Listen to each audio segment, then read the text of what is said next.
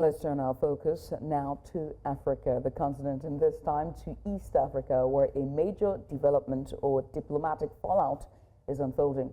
Rwanda has officially severed ties with Belgium and expelled Belgian diplomats, citing what it calls interference in its internal and regional affairs. The dispute is deeply tied to the ongoing crisis in the Democratic Republic of Congo, DRC, where tensions between Rwanda and its neighbor have escalated. Belgium has been vocal about Rwanda's alleged involvement in the DRC conflict, a claim Kigali strongly denies.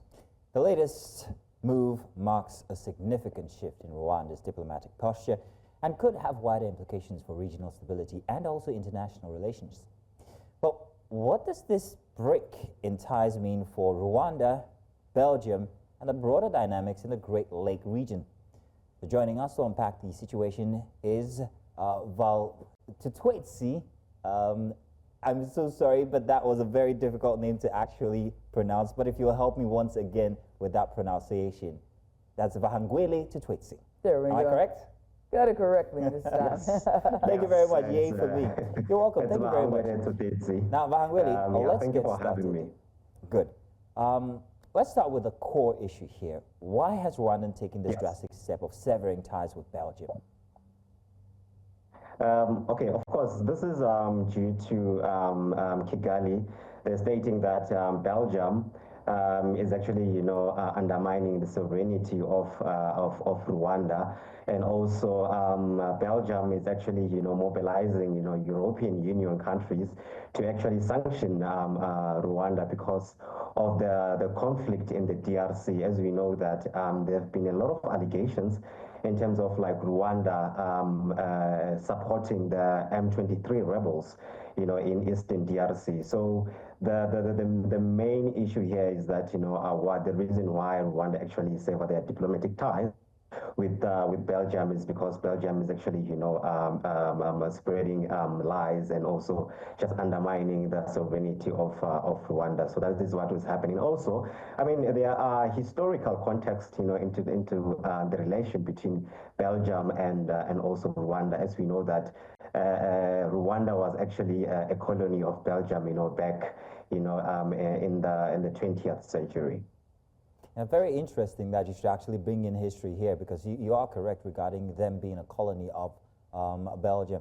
However, it's not just Belgium that also have their eye on Rwanda regarding the relationship with the DRC and the minerals, actually, that are at the core of all of these backs and forths regarding relationships. What are the relationship now with other countries that have also raised these issues regarding the minerals that they have been purportedly exporting that have their origins from the DRC? Yeah, I mean, over the past months, we've been seeing a lot of countries, especially, countries within the European Union, countries like your United Kingdom, and also just the whole of the European Union actually sanctioning Rwanda and actually urging Rwanda to withdraw their troops from Eastern DRC.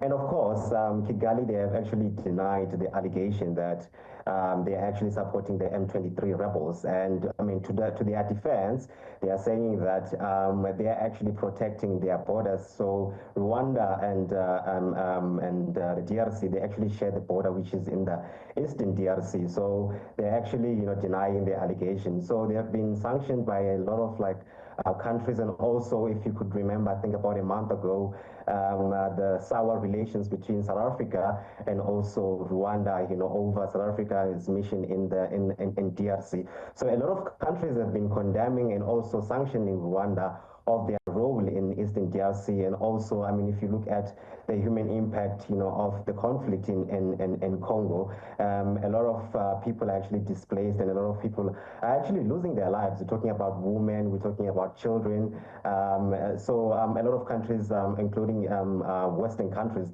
have been condemning Rwanda of their role in Eastern DRC. You're right.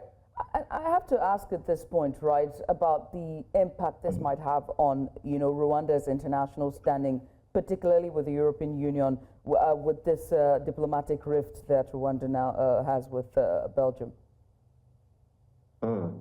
No, of course. I mean, this is actually, this is going to be a very difficult, time for Rwanda because also, if you know, a lot of their aid actually comes from Western countries, comes from the European Union, and also much of its sponsorship. We know that there is this sponsorship, with teams like your Arsenal, Bayern Munich, and PSG. So it just puts Rwanda at a very critical level in terms of their economy, and them actually, being sanctioned right now. I think it's time for Rwanda to actually reevaluate, their decisions, especially their involvement, in East DRC, because I mean.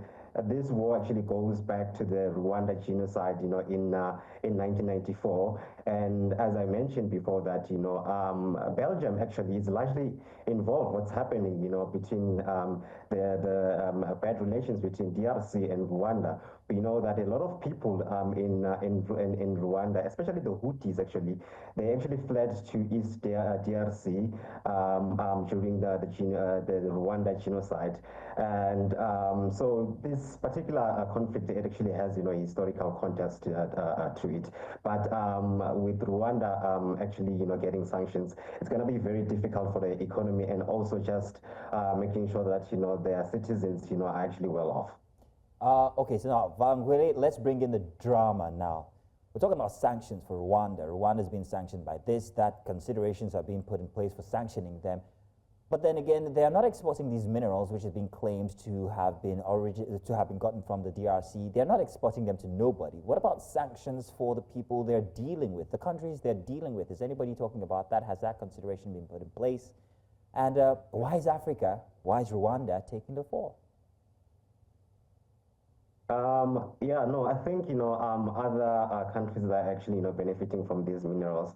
Nothing is being said about that, actually. So I think also, what we need to understand and realize as Africans is that whenever any foreign power is involved, in whether it's in the conflict of Sudan, in Congo, and so forth, it's not for the interest of us as African people. It's actually, for their own interest. I mean, we know that, a lot of American corporations, your Glencore, your Apple, your Telsa, your Microsoft, are actually exploiting, the DRC of their minerals. Their Telsa, is benefiting from child labor. So none of that actually, is actually, being spoken about. But Rwanda, I mean, of course, it's actually taking the fall, and also at the same time, it's very, very difficult, for Rwanda to actually,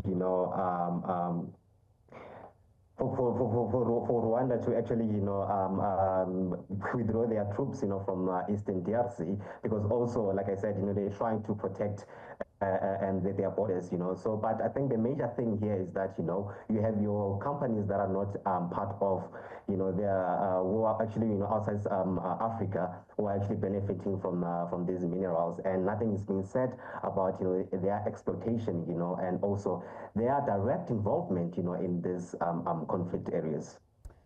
Beyond this Rwanda and Belgium, let's also look at the continent in of itself and Africa. From a geopolitical standpoint, how might Rwanda and other his African allies and neighbors react to this situation?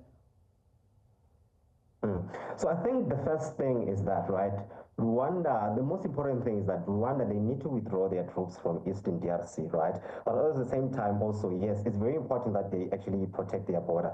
Because also, I mean, the conflict also with, or rather, the tensions they had with South Africa, it was largely, around, Rwanda having to withdraw their troops, from Eastern DRC, and also Rwanda to stop the supporting the M23 rebel. Also, I think, we should understand that Rwanda actually, funding and supporting a rebel group in DRC. It's not the first time. They've been doing it, since the regime of Mobutu Seseko.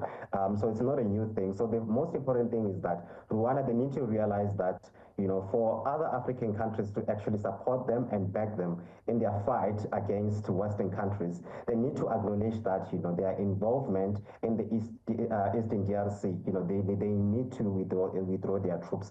From there onwards, I think then, their allies, can definitely rally behind Rwanda, and the whole continent rally behind Rwanda. Because now, as Africans, as African countries, we cannot allow, Western countries to actually dictate, how we actually run our affairs, and also, how our minerals, are actually being used, within our continent.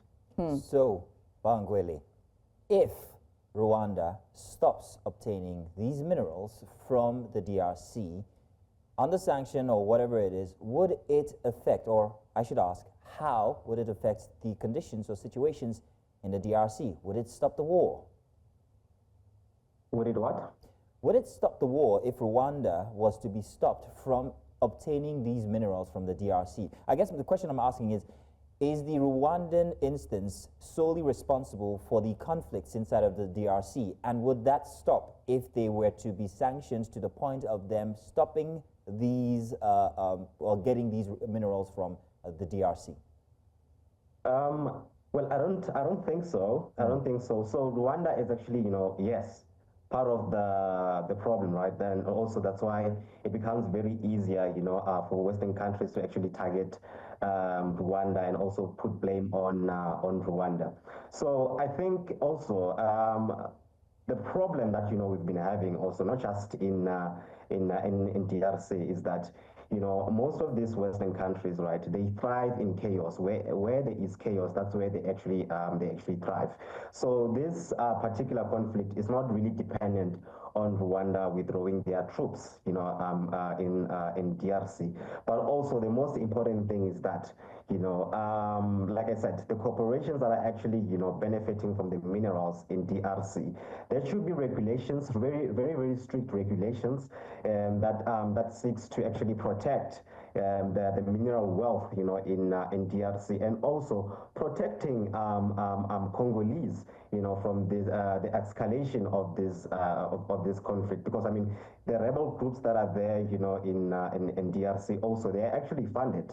So they are used as a decoy, for people to actually, put a blame on Rwanda, and also just, shy away from the bigger issue.